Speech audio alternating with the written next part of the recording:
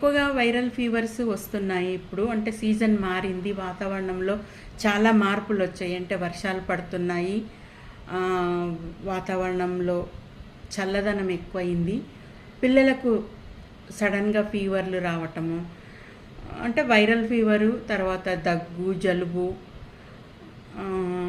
దద్దుర్లు రావడం, వామిటింగ్స్, ఇవన్నీ లక్షణాలు కనిపిస్తే వెంటనే డాక్టర్ను సంప్రదించాలి.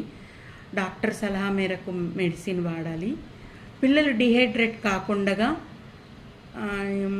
ఎక్కువగా నీళ్లు తాగించాలి. అట్లాగే ఇంటి చుట్టూ ప్రదేశాల్లో దోమలు లేకుండా చూసుకోవాలి. దోమల వల్ల డెంగ్యూ వ్యాధి రావడానికి అవకాశం ఎక్కువ ఉంది. కాచి చల్లార్చిన నీళ్ళనే పిల్లలకు తాపించండి.